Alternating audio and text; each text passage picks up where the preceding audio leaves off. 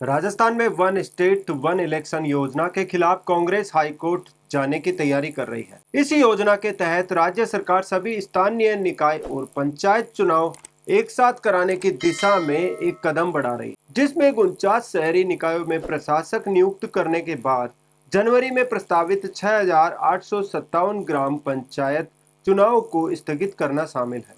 यहाँ भी प्रशासक लगाने की तैयारी है। वहीं दूसरी तरफ एक साथ चुनाव करवाने वाला फॉर्मूला कानूनी अड़चनों में फंसता हुआ नजर आ रहा है। दरअसल कांग्रेस का आरोप है कि इस पहल से लोकतांत्रिक प्रक्रियाओं पर प्रतिकूल प्रभाव पड़ेगा और इसे जनतांत्रिक अधिकारों का हनन बताया गया है। वहीं राज्य सरकार का दावा है कि वन स्टेट वन इलेक्शन से प्रशासनिक खर्च और बार बार चुनाव कराने की प्रक्रिया में लगने वाले समय को बचाया जा सकेगा। आपको बता दें कि हाल ही में पंजाब में भी चुनाव टालने पर सुप्रीम कोर्ट फटकार लगा चुका है। दूसरी तरफ कांग्रेस ने भी कोर्ट में चुनौती देने की तैयारी कर ली है।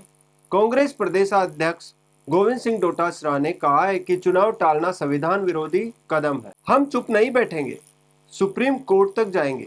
सरपंच संघ ने भी विरोध जताना शुरू कर दिया है। वहीं कानूनी जानकारों का कहना है कि 73वें और 74वें संविधान संशोधन के बाद शहरी निकायों और पंचायती राज संस्थाओं के चुनाव 5 साल में करवाया जाना अनिवार्य है। आपात स्थिति को छोड़कर चुनाव टालने का कोई प्रावधान नहीं है। हालांकि पंचायती राज विभाग और शहरी विकास व स्थानीय निकाय विभाग अपने स्तर पर कानूनी पहलुओं पर विचार कर रहा है। अब सवाल ये उठ रहा है कि अगर वन स्टेट वन इलेक्शन योजना को अदालत में चुनौती दी जाती है तो यह योजना कानूनी प्रक्रिया पूरी होने तक टल सकती है। इसका निर्णय कई कारकों पर निर्भर करेगा। सबसे पहला, संवैधानिकता की जांच। अदालत इस योजना की संवैधानिकता की समीक्षा करेगी। इसमें यह देखा जाएगा कि क्या यह कदम भारत के संघीय ढांचे और संविधान में उल्लिखित प्रावधानों का उल्लंघन करता है। अगर ऐसा पाया गया तो इसे रोका जा सकता है। दूसरा, चुनाव आयोग का अधिकार। चुनाव आयोग स्वतंत्र निकाय है जो चुनाव प्रक्रिया का संचालन करता है। यह देखा जाएगा कि क्या राज्य सरकार का यह निर्णय चुनाव आयोग के अधिकारों में हस्तक्षेप करता है। तीसरा, राजनीतिक सहमति। यह योजना पूरे राज्य के लिए लागू होगी। इसके लिए इसमें सभी राजनीतिक दलों की सहमति की आवश्यकता हो सकती है।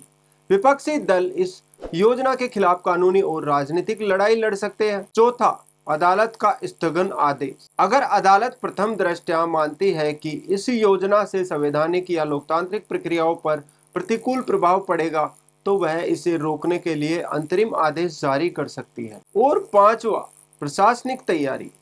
अदालत यह भी जांचेगी कि क्या राज्य सरकार और संबंधित निकायों ने इस योजना के लिए पर्याप्त तैयारी की है। अगर कोई कमी पाई गई तो इसे अटकाया जा सकता है। अब योजना के अटकने की संभावना इस बात पर निर्भर करेगी कि अदालत में प्रस्तुत दलीलें कितनी मजबूत है और अदालत का प्रारंभिक आकलन क्या है। यदि योजना को असंवैधानिक या प्रक्रिया में त्रुटिपूर्ण पाया गया तो इसे निरस्त किया जा सकता है या सुधार के लिए वापस भेजा जा सकता है। दूसरी ओर अगर योजना को संवैधानिक और लोकतांत्रिक रूप से सही पाया गया तो इसे आगे बढ़ने की अनुमति दी जा सकती है।